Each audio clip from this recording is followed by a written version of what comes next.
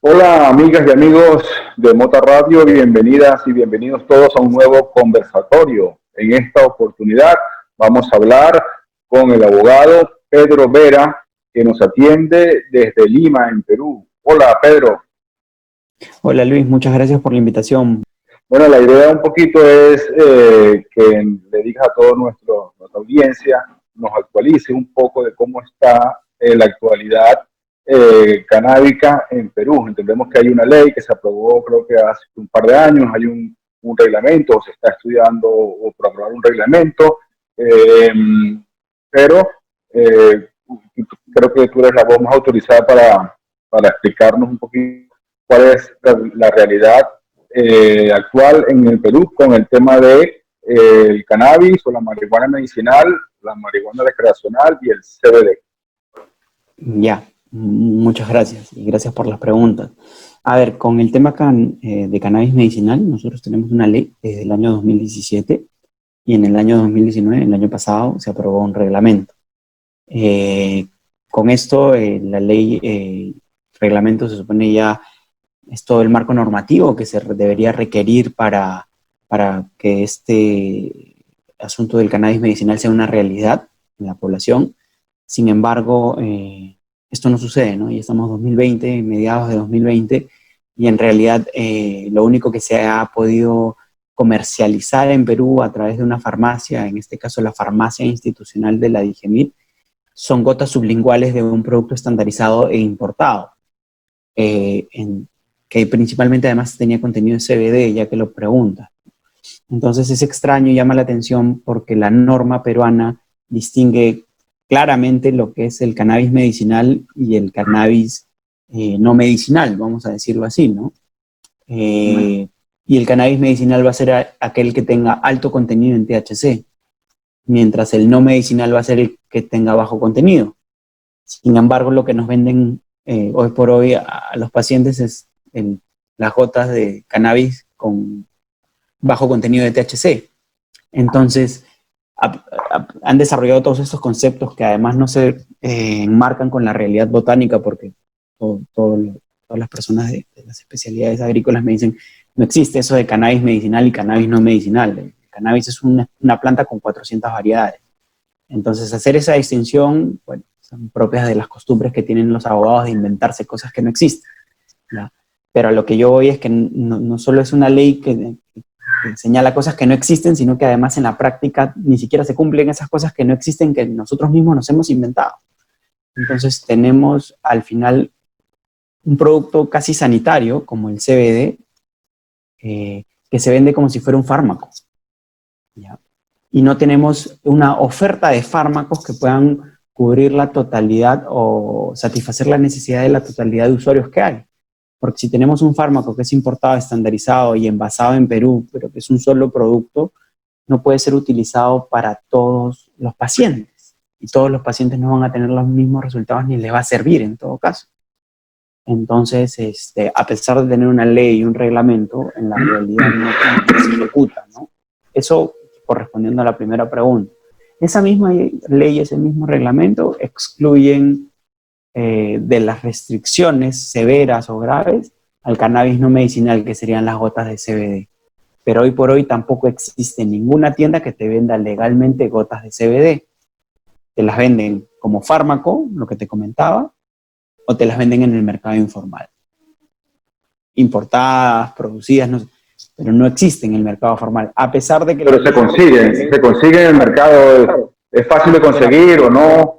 O las traes de otros países. Es fácil de conseguir, pero el riesgo es en cuanto a la calidad del producto. O sea, Sí. el tema del mercado negro está asociado a la poca predictibilidad que va a tener el cliente respecto al producto que adquiere y a la garantía respecto al efecto que le va a producir.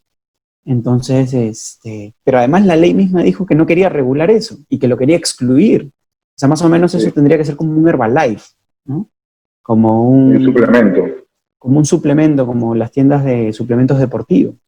Pero todavía no es así, y te digo, yo estaba en la misma dirección de productos sanitarios hablando con la directora y no lo entiende. Y ya parece más que no lo entienden porque es un lineamiento, ¿no?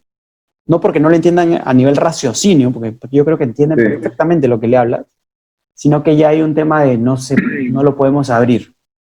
Y todavía debe existir mucho prejuicio, ¿no? Por el tema del cannabis. Exacto, mucho prejuicio, el tema cultural, el tema de los paradigmas, y además también creo que hay un reconocimiento por parte del Estado en cuanto a limitaciones de capacidades.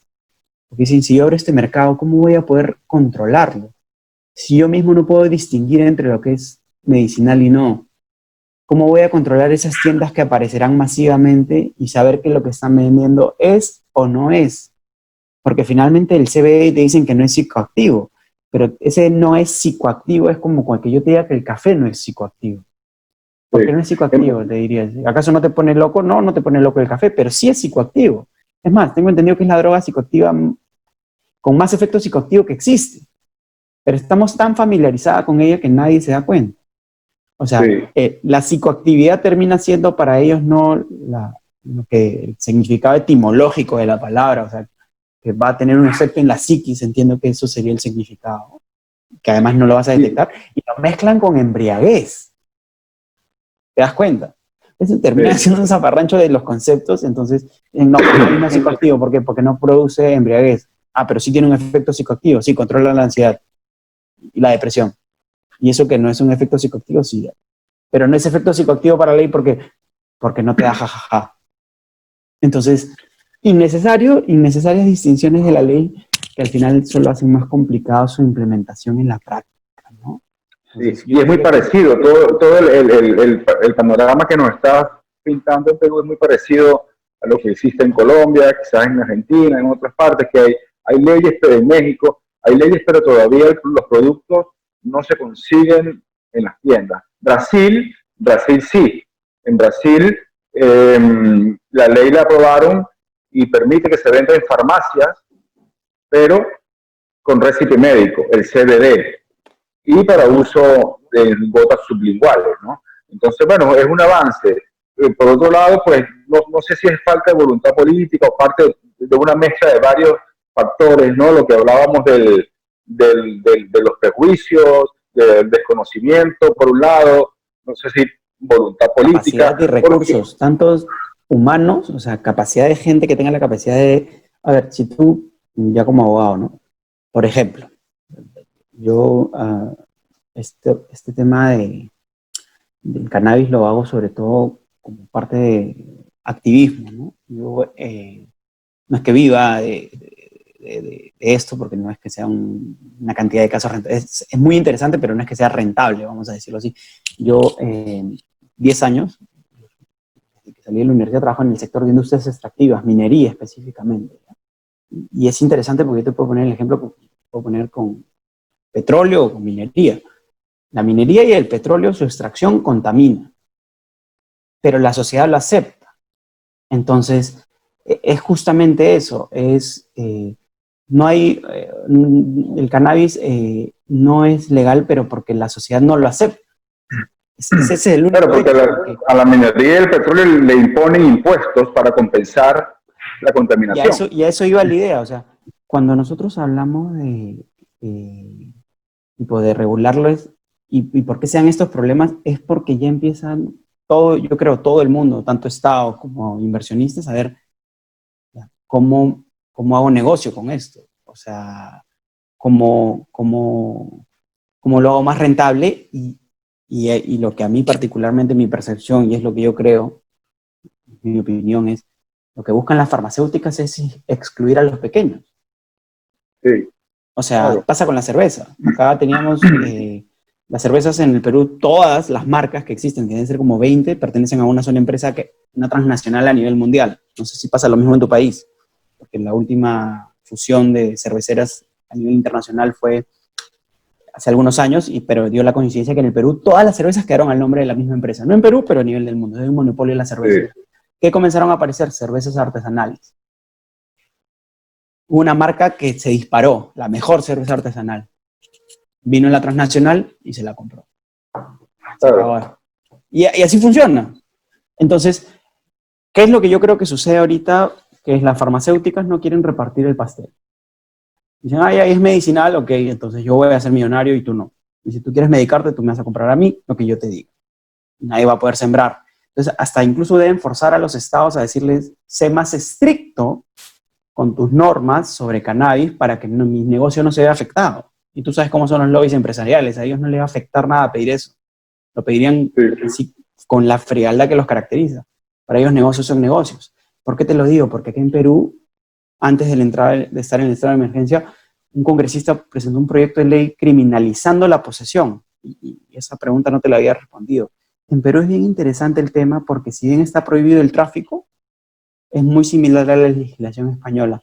No está prohibido el consumo, no está prohibida la compra. Cuando digo no está prohibido, no es un ilícito penal. No está prohibido que te cultives tus propias plantas. Pero eso la gente no lo sabe, porque el paradigma ha ido más allá y la gente siente que la planta es ilegal. Yo siempre les explico, la planta no es ilegal. Léanse Sí, todas las leyes que hay. Le dicen drogas ilegales, pero básicamente porque es drogas de comercio ilegal.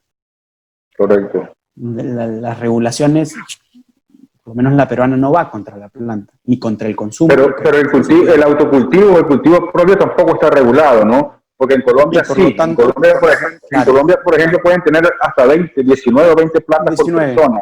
Ya, es que justamente en Colombia lo que pasa es que hay una ley que te dice qué es lo que puedes hacer, ¿no? Entonces, facilita, por eso las regulaciones a veces facilitan la situación. En Perú tengo una situación opuesta. Tengo una norma que es el Código Penal, o sea, la ley criminal, que te dice qué es lo que es un delito. Entonces te dice que el cultivo para tráfico es delito, la posesión para tráfico es delito. ¿Qué tengo? Tengo la Constitución que te dice nadie puede ser sancionado con penas privativas de libertad, inclusive si es que no existe una norma expresamente que así lo prevea. Uh-huh. ¿Qué más te dice el derecho penal por regla? Y en general cualquier derecho sancionado aplica sanciones. Las sanciones y las restricciones o los tipos penales no se aplican, no se pueden interpretar de manera analógica. ¿Qué quiere decir? Que yo no puedo decir que si el cultivo para tráfico es delito, también pasa lo mismo con el cultivo para autoconsumo. ¿Por qué? Porque simplemente es una conducta atípica. Pero además de atípica, eso es lo que le explico acá a los usuarios, carece de trascendencia penal. ¿Eso qué quiere decir? Al Estado no le importa y no debería gastarse un sol en perseguir a la gente por cosas que no tienen trascendencia penal. ¿Qué es lo que tiene trascendencia penal? El tráfico, el que vende. Pero el que consume no, el que consume en Perú es legal consumir. El Código Penal dice es legal la posesión para el propio inmediato consumo. Te dice que dos cosas claras. Primero que es legal. Lo que penalizan es el tráfico ilegal, la venta ilegal, porque es que no está normalizada, no está reglamentada, ¿no? Y no es costumbre. O sea, tipo, el caso que comentaba con mi compañero antes había un chico ayer que lo han agarrado porque tiraba los paquetes por su ventana. ¿Ya? Salió en las noticias. Y claro, o sea, la gente le tiró dedo, sus vecinos le tiraron dedo. Y claro, yo decía, pero si lo está tirando por la ventana justamente para mantener el tema de aislamiento social, ¿no? Para no estar haciendo subir gente al edificio. Yo como vecino, ¿qué tan mal lo tengo que ver como para llamar a la policía, al serenazgo y hacer que se lleve a una persona de 21 años a que le arruinen la vida? Más allá de que el niño haya sido un tonto para estar tirando las cosas por la ventana. Sí. Pero yo como vecino, ¿cómo voy y le echo encima a la policía sabiendo lo que le puede pasar? Claro. ¿Tan mal veo que entregue cannabis a otras personas? O sea, como sociedad, sí, ¿eso te parece tan grave? Si la gente acá ve que roban y no persigue un ladrón. Pero es que eso es lo que los han sembrado las sociedades nuestras, ¿no? Que el cannabis es el demonio. Entonces la gente es difícil cambiar eso. Yo no sé qué edad tienes. De la noche a la mañana. Yo tengo 36 y leyendo un poco, claro, nosotros somos, mis viejos, o sea, mis papás, fueron los que crecieron con la prohibición, vamos a decirlo así, y nos la enseñaron. Sí. Sí. Entonces nosotros ahorita estamos en un proceso de construcción. Y claro, es todo un tema explicarle a la gente. O sea, incluso los mismos usuarios tienen estos paradigmas dentro de su cabeza. Sí, O sea, yo mismo a veces puedo sentir temor de hacerlo en la calle porque por momentos pierdo el sentido y digo, estoy haciendo algo malo, pero de ahí me doy cuenta no estoy haciendo nada malo. sí. Sí, pues son muchos años, inclusive ya pasó con el alcohol, me imagino, ¿no? Cuando nuestras generaciones nacimos, ya el alcohol era legal, pero anteriormente, 20, 50 años atrás, no era ilegal, ¿no? A principios del siglo ¿Tú pasado. sabes por qué? ¿Tú Entonces sabes que las era por nuevas lo generaciones, mismo? O sea, ¿sabes qué es por lo mismo? ¿Sabes por, o sea, tipo, y lo vi la otra vez en un video y lo explicaban, y en todo caso habría que confirmarlo, pero te lo comparto para que la idea quede ahí. Era porque en Estados Unidos la población era bastante conservadora y me parece que el consumo de alcohol estaba asociado a los irlandeses y no sé a qué otro país de Europa. Y no lo veían bien. Entonces le dio la gana de prohibirlo, pero era un tema de discriminación racial. Lo mismo que sí, sucede con el cannabis. sí, O sea, correcto. es un tema de, Pero, de controlar algo que simplemente a un grupo mayoritario no le gusta, pero sin sustento. y el punto que te iba a hacer acotación era ese, que nosotros ya crecimos con el alcohol legalizado con ciertas normas para adultos mayores, y las generaciones que están naciendo ahora en algunos países donde ya es legal, aquí en Estados Unidos y en Canadá, Uruguay, pues ya están naciendo con el cannabis legal de cierta manera. Entonces va a haber obviamente una otra visión en los próximos años. Pero Lo que yo veo, aparte, esta legalización en países como Canadá, como Uruguay y en varios estados dentro de los Estados Unidos ha permitido que los estudios eh, científicos avancen cada vez más, ¿no? Y que era lo que además eh, bloqueaban. correcto, pero y eso ha permitido de que se consuma más, se venda más, que ayude más a la gente tenga más conocimiento como qué uso le debe dar al cannabis para diferentes tratamientos, pero aparte genera empleo, mucho empleo, genera impuestos a los estados y además beneficia a la gente. Entonces no entiendo también por qué los políticos en América Latina se oponen tanto si realmente el país se va a beneficiar, los ciudadanos de los países se van a beneficiar porque van a calmar sus nervios, porque van a dormir mejor, porque van a calmar sus dolores. El gobierno se va a beneficiar porque va a producir ingresos a través de los impuestos y además va a generar empleo. Entonces, por donde lo mires, es beneficioso. Entonces, no sé por qué tanta oposición. Es que yo creo que es más un tema de geopolítica. O sea, si bien nosotros somos activistas canábicos, yo creo que no pasa solo por el cannabis, cuando ya lo vemos así en macro, sino que ya es un tema de intereses globales, ¿no? De grandes poderes económicos, de todos los efectos que tendría si la legalización se materializa. Pues nosotros vemos el uso adulto y el uso medicinal, pero entiendo que parte de la prohibición fue porque la empresa DuPont se veía afectada a sus intereses económicos, entonces esos intereses económicos se Sí, mantienen hoy día.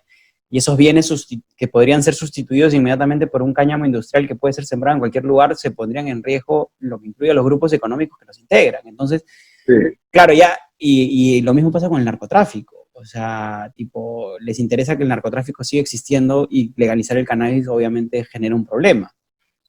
Y el narcotráfico les interesa a los países donde se consume la droga, que son Europa y Estados Unidos, y no porque, o sea, y ahí hay todo esto, yo creo que es todo un enredo que es bien difícil de poder comprender por qué no lo hacen, y creo que es más fácil verlo, como decimos acá, piensa mal y vencerás, y es decir, lo tienen todo orquestado para no hacerlo. sin embargo, ya Entonces, he visto que varios políticos en diferentes países de América Latina están llevando a debate de que la lucha contra las drogas ha sido un fracaso, la han mal enfocado. Entonces, ¿por qué la no? mejor frase Eh, es, la lucha contra las drogas, la ganaron las drogas.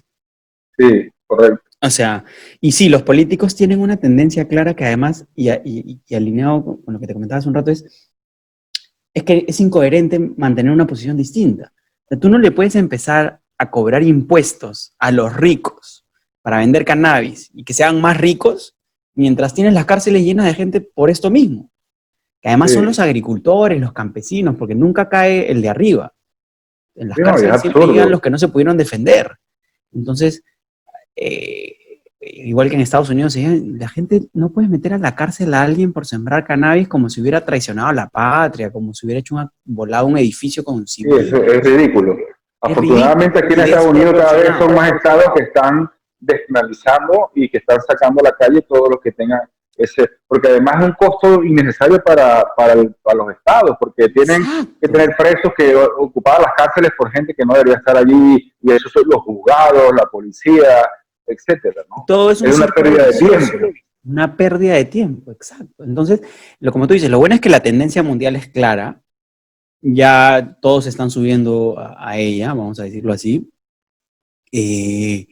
Y lo otro que yo he notado acá es un tema que la juventud, o sea, los veinteañeros, tienen una percepción totalmente distinta a la que nosotros, los de base 3 o base 4, tenemos. Ellos ya vienen con el chip de la legalización, man. No son como éramos nosotros, ¿no?